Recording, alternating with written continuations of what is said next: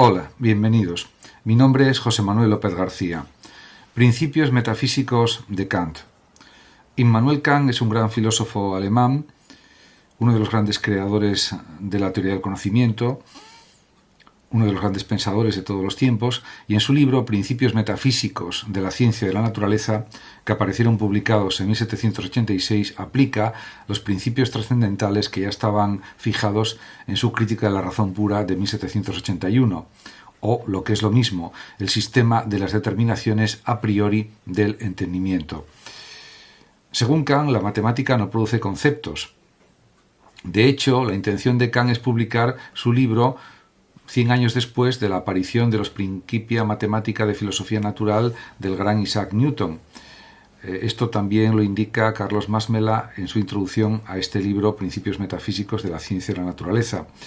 De alguna manera, Kant estaba negando la fundamentalidad de la matemática, a pesar de que aprecia muchísimo las aportaciones a la matemática y a la física del propio Newton, al que tenía en una gran estima, y realmente pues siempre ya desde su juventud admiraba profundamente diríamos los desarrollos de la matemática newtoniana. Pero ciertamente el propio Kant escribe en relación con estas cuestiones lo siguiente al principio de su libro: todos los filósofos de la naturaleza que han querido proceder matemáticamente en sus trabajos han hecho siempre uso, aunque inconscientemente, de principios metafísicos y han tenido que servirse de ellos, aun cuando protesten solemnemente contra toda pretensión de la metafísica sobre su ciencia.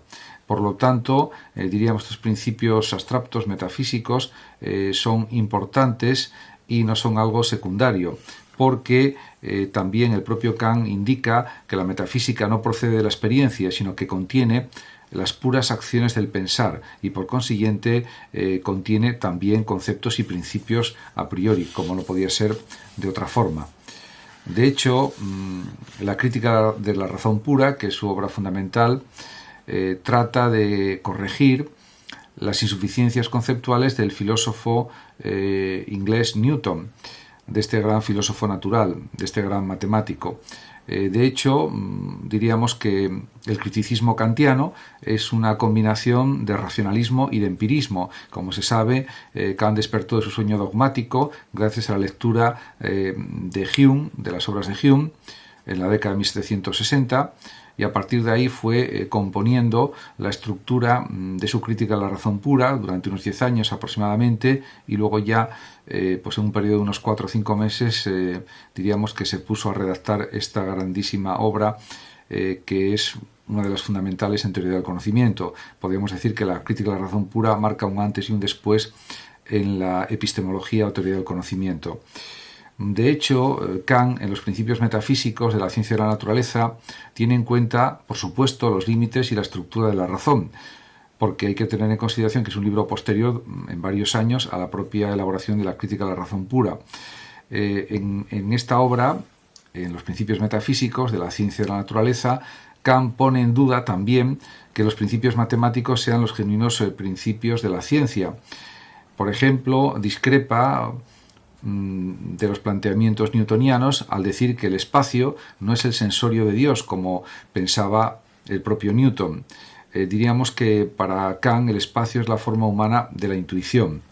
Diríamos que el tiempo y el espacio son dos ejes fundamentales, dos condiciones fundamentales para poder conocer, porque el conocimiento siempre se da en la experiencia, aunque por supuesto están las categorías o conceptos puros del entendimiento que ordenan las intuiciones sensibles, las clasifican, las categorizan, también los juicios, etc.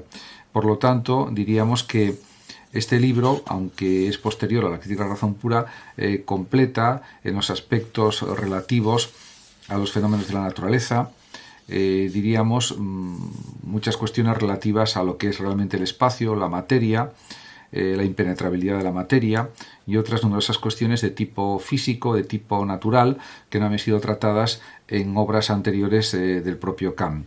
Por supuesto, por tanto, es una obra de gran interés, que tampoco es excesivamente extensa, porque son aproximadamente unas 160 o 180 páginas aproximadamente, según el tipo de letra, y es una obra muy recomendable para que sea leída porque completa numerosos aspectos en relación de cómo entendía la ciencia de la naturaleza Kant pues a finales del siglo XVIII. Por supuesto, el pensamiento de Kant pues estaba sujeto a cambios, a evoluciones. Eso, por ejemplo, se manifiesta también en su obra final, el Opus Posthumum, por ejemplo, y esto hay que también tenerlo siempre en cuenta.